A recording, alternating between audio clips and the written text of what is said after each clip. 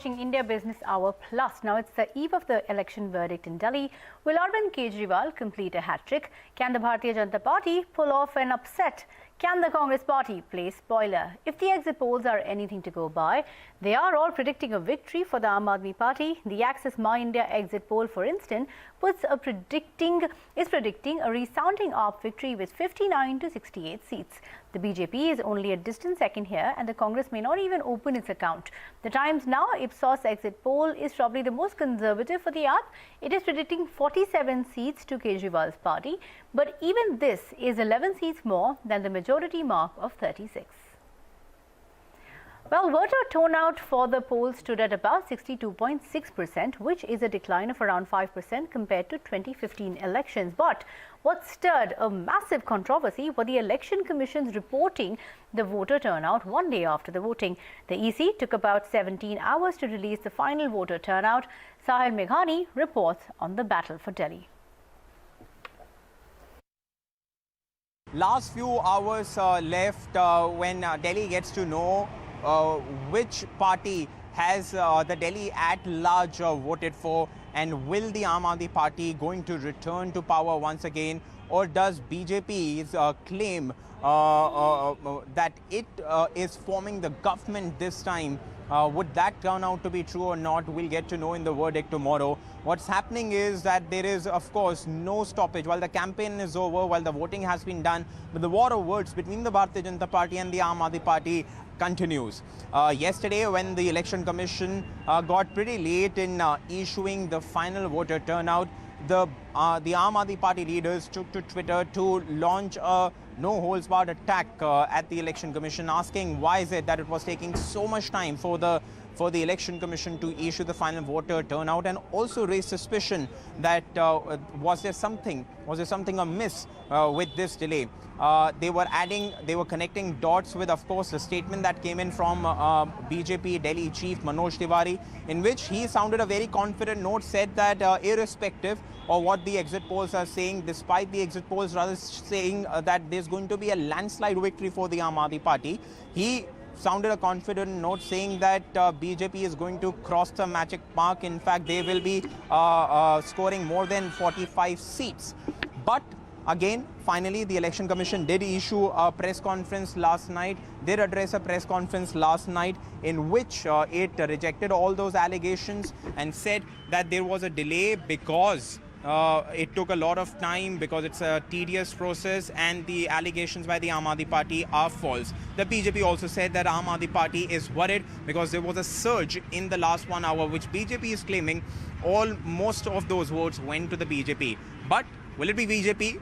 Will it be Aam Aadmi Party? And will Congress be able to prove all the exit polls wrong by pulling off a decent performance? We'll get to know, of course, on February 11th. With video journalist Ravindra from New Delhi for CNBC-TV18, I am Sahil Meghani. All right. Thank you very much, Sahil, for joining us. Moving on, and this is the big news coming in on those protests that we have been seeing at Shaheen Bagh. And this is what the court said today. Shaheen Bagh protesters cannot block a public road and cause inconvenience for common people. This is the word coming in from the apex court. It added that people are entitled to protest, but it has to be done in an area designated for protest. The court has also issued notices to the centre, the Delhi government, and the Delhi police on the matter. The apex court will be hearing the case next on the 17th of February.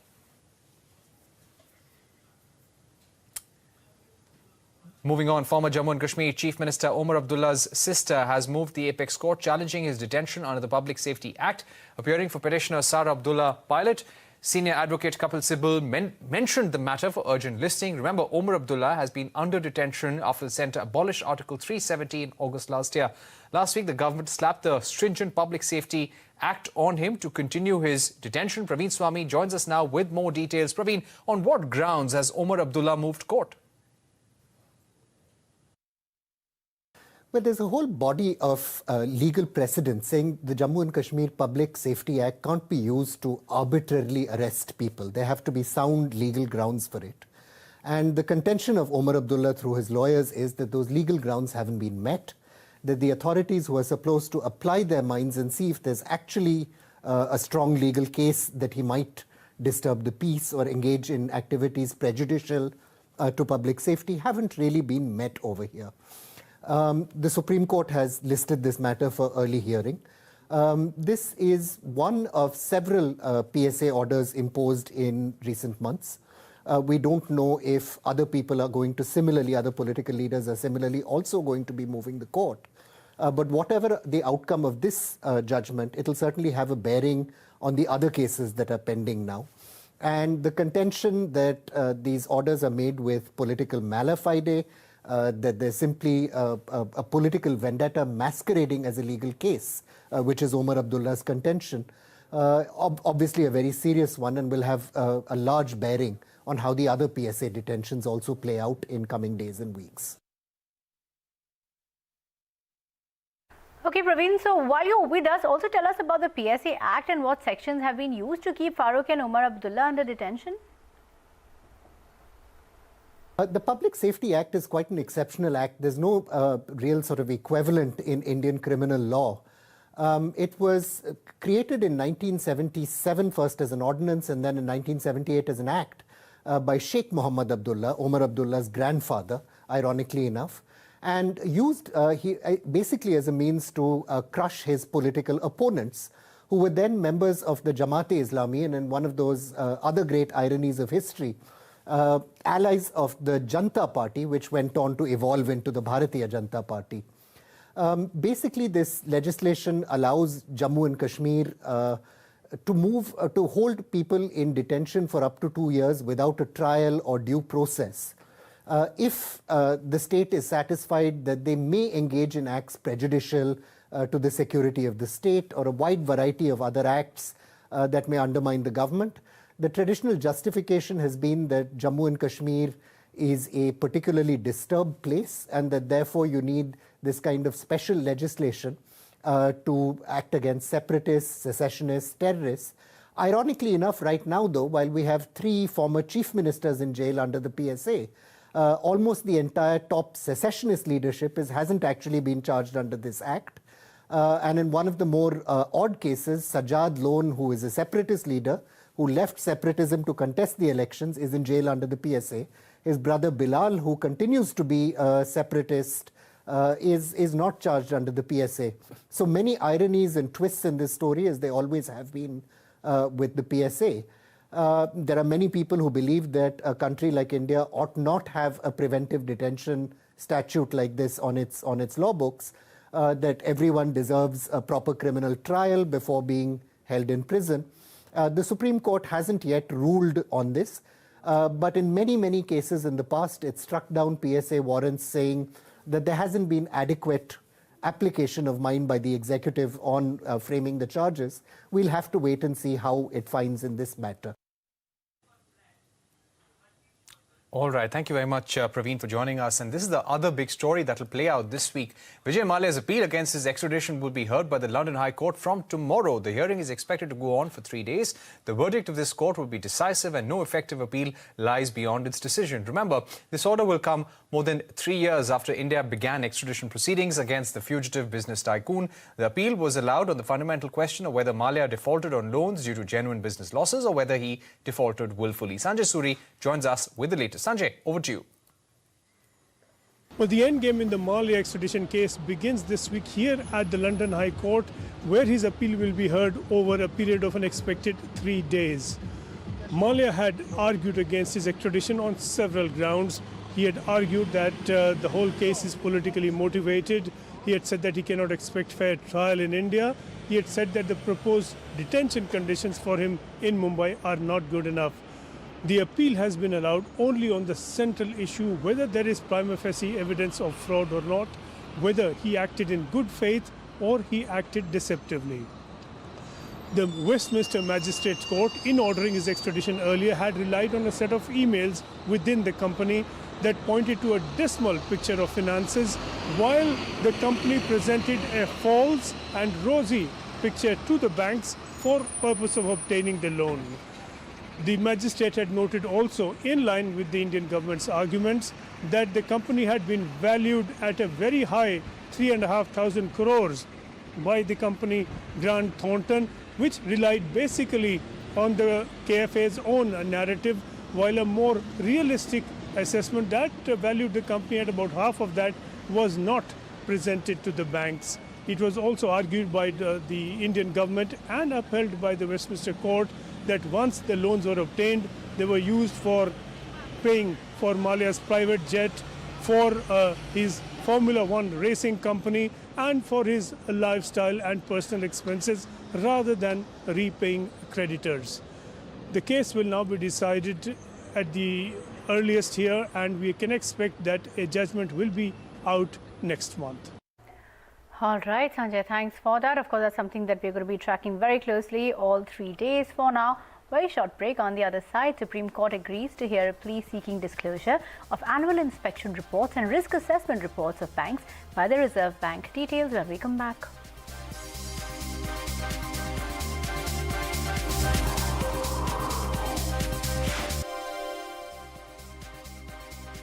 Welcome back. Let's take you through some of the other stories that we've been tracking all day. Starting with court action, the Supreme Court has agreed to hear a plea seeking disclosure of annual inspection reports and risk assessment reports of banks by the Reserve Bank. The Apex Court has issued notices to several banks and has sought their responses within 2 weeks. Inflows from equity mutual funds surged 70% from last month to over 7,500 crore rupees. Large and mid-cap funds see traction in January, but hybrid and credit risk categories continue to see outflows. The chairman of Life Insurance Corporation of India tells CNBC-TV18 that 5 to 10% stake could be diluted in the proposed IPO. Also adds that they need to start work on valuation, which he did admit will be a big challenge. We have to start the work. A lot of things to be done. So we have to work on it. Maybe the next couple of months we'll be doing a lot of work on that. Yeah. Valuation will be a big challenge. We'll have to see what all has to be done to get that done. I suppose there's a brand, a value attached to it. I don't know how much of that gets into the valuation, but then several things. So valuation is complicated. I'm not saying difficult, but it has certain elements maybe which other IPOs do not have. And staying with LIC, the company has registered strong growth in January. Yash is here to take us through the key numbers from January insurance data. Yash, over to you. Well, before I talk about LIC, let me just speak about the private life insurance space as the complete industry. As far as private life insurers are concerned, the premium for them in the month of January has grown by 15.3%, which compares to an average growth of about 20% in the first 9 months of FY20. As far as the retail APE, which is annual premium equivalent for private insurers, is concerned, that has grown by about 10% in the month of Jan. To speak about other private life insurance players, for HDFC Life, the total premium in the month of Jan has grown by about 14.1%, which compares to an average of 22.4%. The retail APE for HDFC Life growing at about 11.5%. For ICICI Prudential Life, disappointment as far as January data is concerned. The total premium has just grown by about 12.3% versus an average growth of 18.8% in the first 9 months.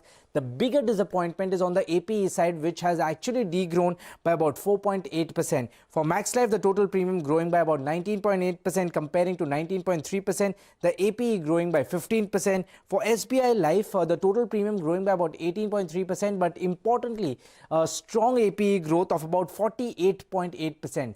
Now, of course, talking about the big boy, the Life Insurance Corporation of India, very, very strong performance. The total growth in terms of premium growing by about 20%. Importantly, the APE or the annual premium equivalent for LIC has grown by about 98.5% on that massive base which it carries. Of course, this is very important considering this comes in the course of the preparations of the company's IPO.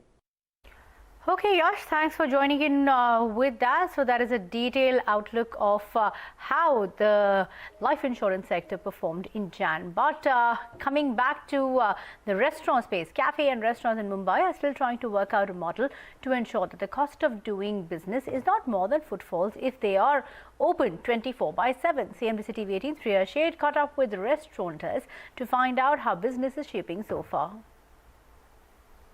Well, the first 2 weeks of Mumbai 24/7 saw very few customers walk into cafes as well as restaurants. At this point, what restaurants are trying to gauge is whether or not it makes sense to be open on a 24/7 basis. Very early to say, very early to say. what are the extra costs that we will be incurring? The fixed cost will go up to a certain extent. There'll be more people to be employed. There'll be more what I call the additional services like, valets and security will be employed. Your cost of running the electricity and all will go up. That's all.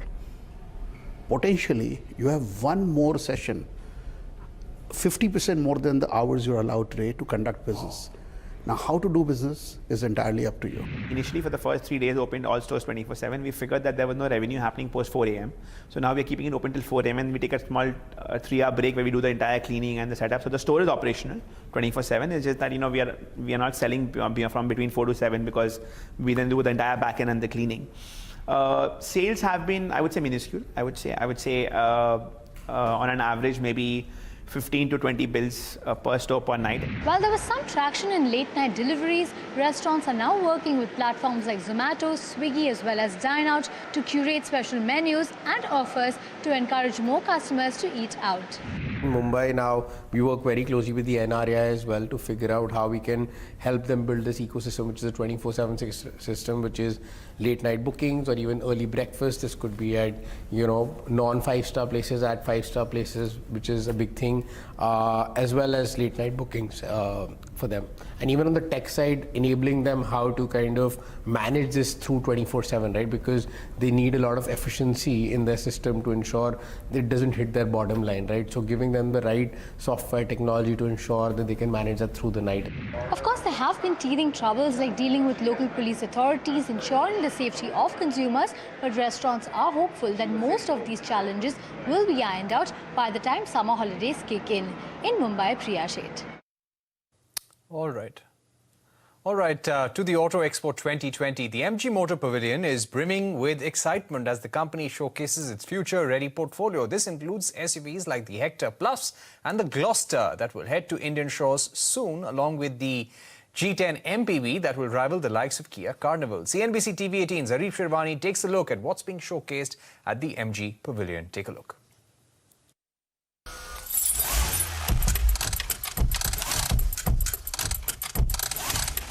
2019 was an important year for MG Motor in India. They launched the Hector SUV that went on to become a big hit. Now they're making their Auto Expo debut, and we're here at the MG Motor Pavilion, and there's a lot to showcase.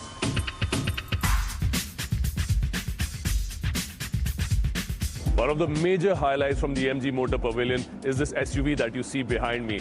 This is the MG Hector Plus. Why Plus? Now it gets 3 rows of seating, which makes it a 6-seater. Not just that, it also gets revised tail lamps, revised headlamps, as well as reprofiled bumpers. And it does actually look pretty good. One of the more fascinating showcases from MG Motor has been the Marvel X. So the Marvel X is not a concept, it's actually a mass production vehicle, but its USP is that it comes with autonomous driving, in fact, level 3 autonomy. So what it means is while it's not completely driverless, there's a fair bit you can do without a driver.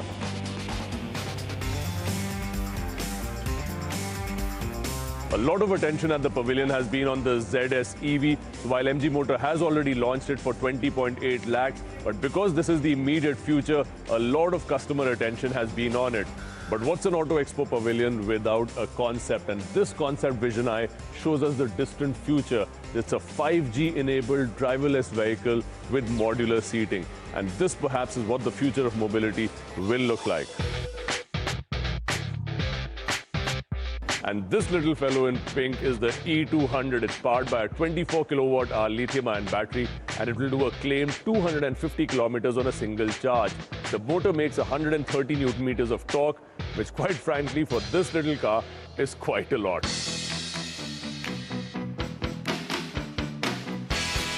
And if you've been waiting for a sedan from MG Motor, the RC6 might be a viable candidate. It gets as much ground clearance as an SUV. It's powered by a 1.5-litre turbo petrol engine that makes around 145 bhp and 250 newton meters of torque. And personally, I think the fastback shape looks really good.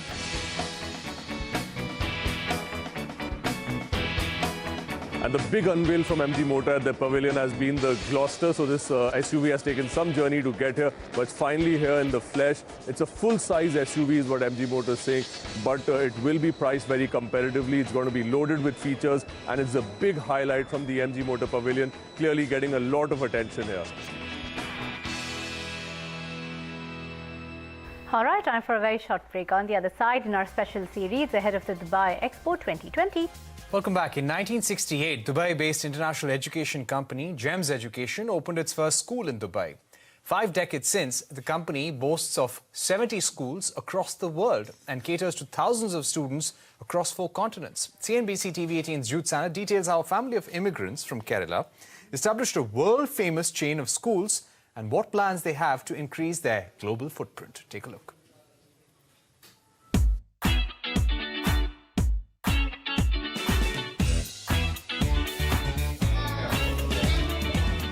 Dino Varki, the CEO of GEMS Education, comes from a family of educators. His grandparents, both teachers, moved to Dubai 60 years ago in search of a better life and opened a school. Today, GEMS Education is an academic behemoth in the Middle East. The first school under the banner, our own English high school, set up in 1968, is one of the oldest schools in the UAE. And the seed that germinated into more schools, not only in the Middle East, but also in Africa, UK, India, USA, and Europe. At last count, GEMS Education has over 2,000 students under its tutelage, spanning 117 nationalities. It hires teachers and other staff from 115 countries. By Dino's own admission, it is this conscious adherence to diversity that has led this education empire stand out. The schools like GEMS World Academy that cater to families at the higher income segment to schools that we have in the affordable segment, that ability to cater and still deliver high quality education across those multiple economic segments is something that only we do around the world today. Ironically, the journey has not been as easy as ABC. When the Varkis first set out to open a school, they had no collateral to show banks when they went asking for financial aid. The family had to rely on the residual value of steel in their buildings to secure business loans. The company has since added numerous chapters to its success story, but GEMS says there are more chapters to be written. It's busy drafting the outlines to a chapter that used the huge market for quality education in the neighboring Middle Eastern countries as the key motif. We've created significant capacity.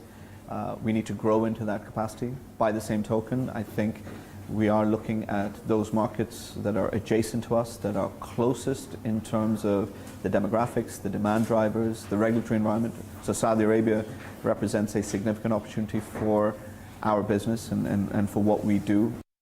Increasing capacity quite simply means opening more schools. To tick this priority off its list, GEMS Education plans to invest between $1.3 to $1.4 billion over the next 5 years to open schools across multiple countries in the Middle East and Southeast Asia. Its priority, though, would be to establish presence in what it believes are the top 5 markets for K-12 schools: Dubai, Abu Dhabi, Riyadh, Doha, and Sharjah.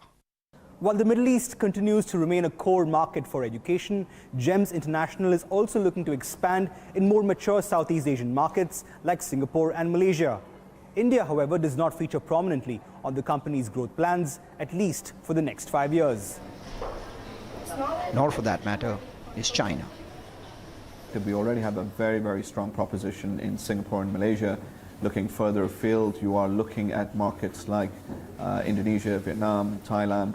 Of course, China is a really important market, but that we need to spend some time on in order to ensure that we have the right proposition to take advantage of the opportunity in a market like China. Rest them down.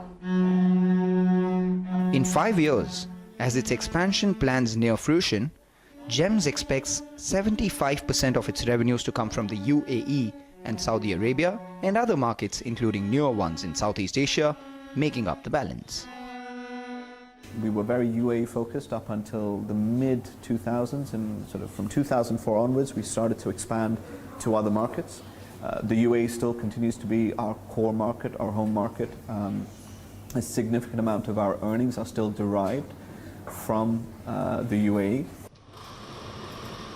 While a large chunk of GEM's initial investment was set aside for infrastructure and building schools from scratch, the company has entered into partnerships with landowners now. This has helped GEMS focus more on aspects like hiring, which work to improve the overall quality of education.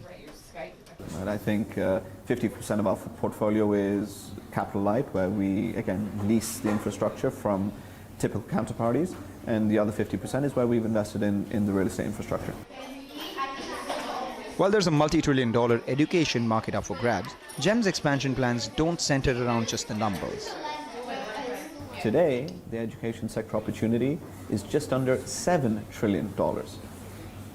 So the commercial imperative was there, but actually the ability to be able to fundamentally drive social change, social impact, improve the state of the world, that was the key driver of a decision for me. And how do you improve the state of the world? Catch the future generations young, give them a future relevant curriculum, teach them to celebrate the culture of diversity, and turn the pages of academia by dabbling generously with non-conventional approaches that ensure neither the system nor the students get stuck in a rut. In Dubai, Jude Sanitz.